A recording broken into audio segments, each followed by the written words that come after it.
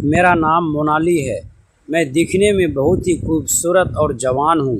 हमारा 5 लोगों का परिवार है। मैं, मेरे पति, मेरे सास ससुर और मेरा देवर सौरभ। मेरे पति के जॉब की वजह से हम दोनों दूसरे शहर में अलग रहते हैं। मेरे पति अपने ऑफिस के काम के सिलसिले में 1 हफ्ते के लिए बाहर गए थे। तभी एक दिन अचानक मेरी सास का फ़ोन आया और कहने लगी कि मोनाली, कुछ दिनों के लिए सौरभ किसी काम से तुम्हारे पास आ रहा है। वह कुछ दिन रुकेगा, तुम उसका पूरा ध्यान रखना। देखना, मुझे किसी भी शिकायत का मौका नहीं मिलना चाहिए। वह जो कहे वह तुम पूरा करना। मैंने कहा, ठीक है, आप जैसा कहेंगी मैं वैसा ही करूँगी। अगले ही दिन मैं सुबह उठी ही थी कि दरवाजे की बेल बजी। मैंने दरवाज़ा खोला तो सामने मेरा देवर सौरभ खड़ा था। मैंने उसे अंदर आने को कहा, वो अंदर आ गया। फिर वह बोला, भाभी, मुझे 3-4 दिन रुकना है, आपको कोई परेशानी तो नहीं होगी? मैंने कहा, कैसी बात करते हो, यह भी तो तुम्हारा ही घर है। सौरभ दिखने में बहुत ही स्मार्ट और हैंडसम था। कुछ टाइम तो मैं उसे देखते ही रह गई और फिर मैंने कहा, तुम पहले नाश्ता कर लो। सौरभ ने कहा, नहीं भाभी, पहले मुझे नहाना है, नहाकर ही मैं कुछ खाऊंगा। मैंने कहा, ठीक है। दोस्तों, बहुत ही रोमांचक कहानी है, पूरा सुनिएगा ज़रूर। दोस्तों, वीडियो में आगे बढ़ने से पहले एक छोटा सा रिक्वेस्ट है कि वीडियो को लाइक और हमारे चैनल को सब्सक्राइब कीजिए और प्यारा सा कमेंट भी ज़रूर कर दीजिएगा। दोस्तों, चलते हैं आज की कहानी की तरफ। और फिर सौरभ नहाने के लिए बाथरूम में चला गया। मैं किचन में नाश्ता बनाने लगी।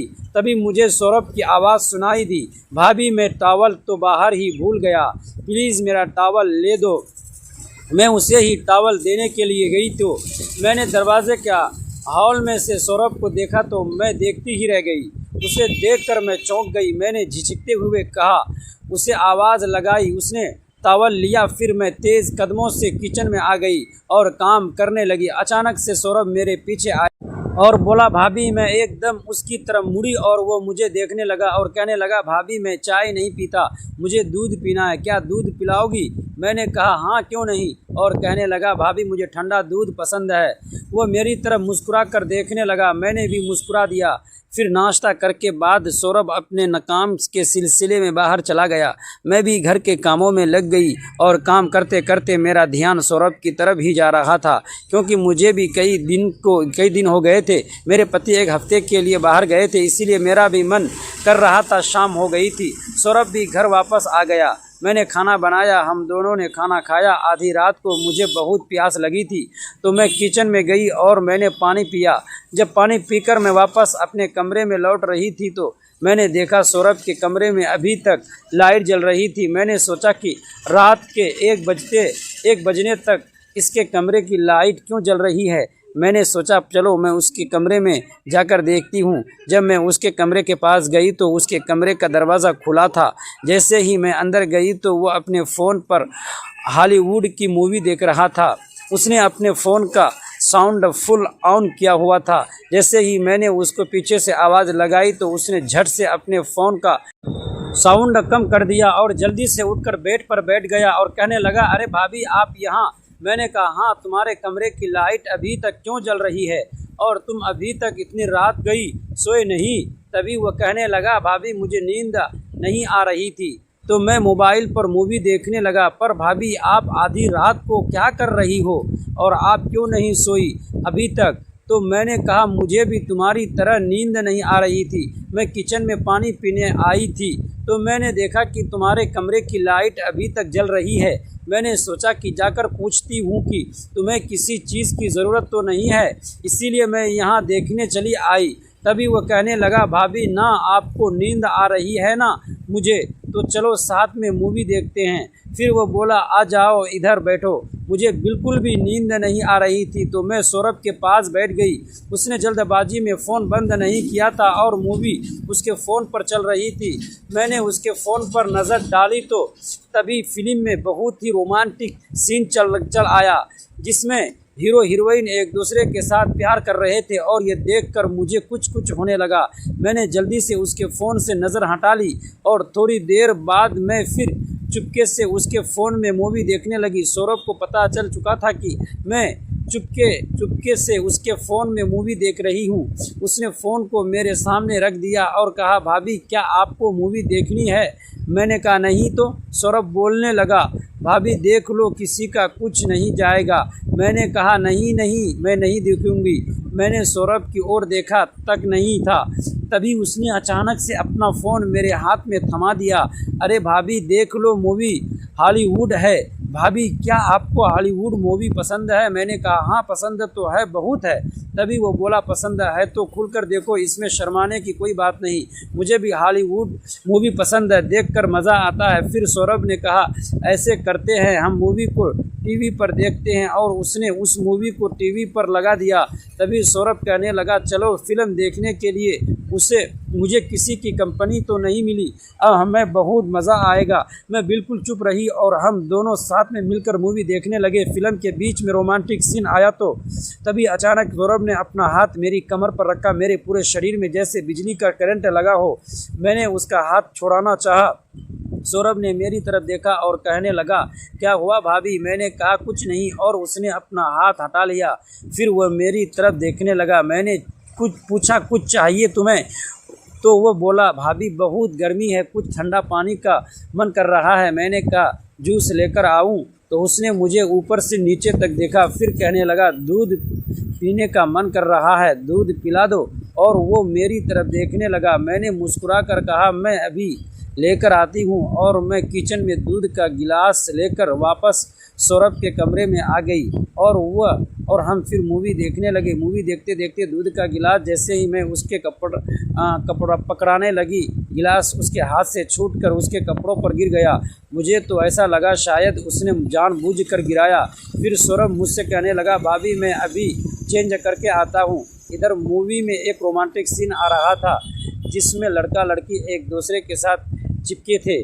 मैंने जैसे टीवी तरफ देखा तो शर्म से लाल हो गई और मैं अपने कमरे में वापस जाने लगी।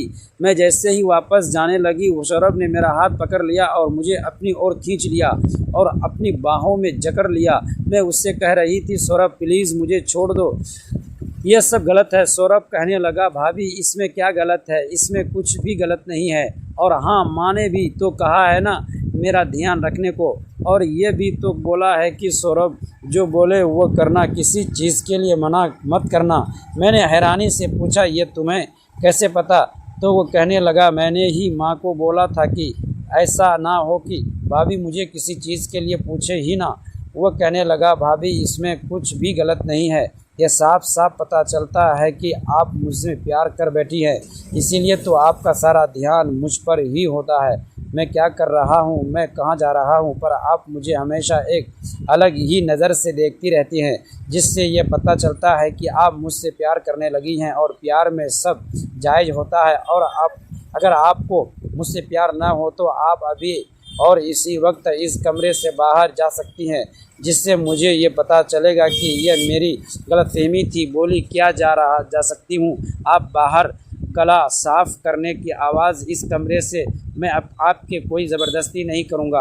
आपको जो भी फ़ैसला होगा मुझे मंजूर होगा। अगर आप मुझसे प्यार करती हैं तो यहीं रुकिए, और नहीं तो यहाँ से चली जाइए। मैं एक पल के लिए सोच में पड़ गई। मैं सोचने लगी कि लेकिन मैं ये कैसे भूल सकती हूँ कि मैं एक शादीशुदा औरत हूँ। मेरा एक पति है जो मुझसे बहुत प्यार करता है। तो क्या हो गया, वह कुछ दिनों के लिए मुझसे दूर है। क्या मुझे इन कमज़ोर पलों में कमज़ोर पर जाना चाहिए? मेरा दिल और दिमाग दोनों ही सोच नहीं पा रहे थे। आखिर मैं हार गई और फिर मैंने सोचा कि इस अकेलेपन को दूर करने का और मुझे कोई रास्ता नज़र नहीं आ रहा है। सौरभ मेरे सामने ही खड़ा था, मेरा इंतज़ार करते हुए। वो मेरे फैसले का बेताबी से इंतज़ार कर रहा था। मैं अपने दिल के हाथों मजबूर हो चुकी थी, इसीलिए मैं मुस्कुराकर सौरभ से लिपट गई। उसने भी मुझे अपनी बाहों में भर लिया। फिर हम दोनों एक दूसरे में खो गए। फिर पता ही नहीं चला हम दोनों कब मूवी देखते एक हो गए। सौरभ ने जैसे मुझे जन्नत की सैर करा दी हो। मैं खुश थी और सौरभ की आंखों में मुझे वही खुशी नज़र आ रही थी। फिर अगले दिन रात को सौरभ मेरे पास आया और कहने लगा, भाभी आज फिर एक रोमांटिक हॉलीवुड मूवी की सीडी लेकर आया हूँ, जल्दी से आ जाइए कमरे में, मुझसे वेट नहीं हो रहा। मैंने मुस्कुरा कर कहा, तुम चलो मैं आती हूँ। फिर हम दोनों ने हॉलीवुड मूवी एंजॉय की। बस क्या था, फिर जब तक सौरभ यहाँ रहा ऐसे ही चलता रहा। रोज़ रात को हम मूवी देखने और बहुत एंजॉय करते। हमारा परिवार कुल 5 लोगों का था। मैं, मेरे पति, मेरी सास, मेरे ससुर और मेरा देवर सौरभ। शादी के बाद मैंने हमेशा यही सपना देखा था कि पूरा परिवार एक साथ रहेगा, घर में हंसी खुशी का माहौल होगा और हर त्यौहार मिलकर मनाएंगे। लेकिन ज़िंदगी ने कुछ और ही तय कर रखा था। मेरे पति एक निजी कंपनी में काम कर रहे थे। उसकी नौकरी ऐसी थी कि हर कुछ महीनों में उनका तबादला या लंबे समय के लिए दूसरे शहरों में जाना आम बात थी। शादी के कुछ ही समय बाद हम दोनों भी एक दूसरे शहर में रहने लगे, जबकि मेरे सास ससुर अपने पुश्तैनी घर में रहते थे। शुरू में मुझे नया शहर अच्छा लगा, लेकिन धीरे धीरे अकेलापन मेरी दिनचर्या का हिस्सा बन गया। मेरे पति सुबह जल्दी ऑफिस चले जाते और देर रात लौटते। कभी कभी तो लगातार कई दिनों तक उन्हें काम के सिलसिले में बाहर भी जाना पड़ता। मैं पूरे दिन प्लेट में अकेली रहती, किताबें पढ़ती, टीवी देखती, खाना बनाती या फिर बालकनी में बैठकर सामने की सड़क पर गुजरते लोगों को निगारती रहती। समय किसी तरह बीत जाता, लेकिन शाम ढलते ही घर की खामोशी मुझे बेचैन करने लगती।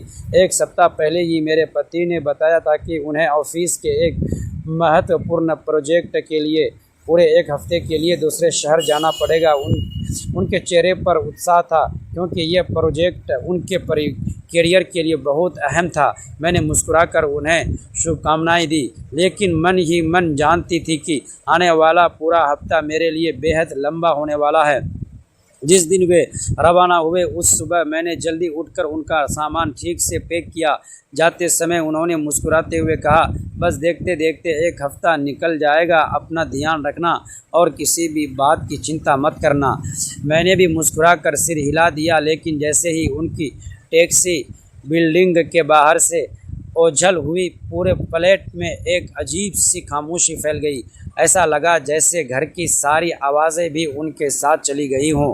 पहले 2 दिन किसी तरह निकल गए। तीसरे दिन शाम को मौसम अचानक बदल गया। तेज़ हवाएं चलने लगी और काले बादलों ने पूरे आसमान को ढक लिया। मैं बालकनी में खड़ी बारिश की पहली बूंदों को देख रही थी कि तभी मेरा मोबाइल फ़ोन बज उठा। दोस्तों, ऐसे ही कहानी सुनने के लिए प्लीज़ हमारे चैनल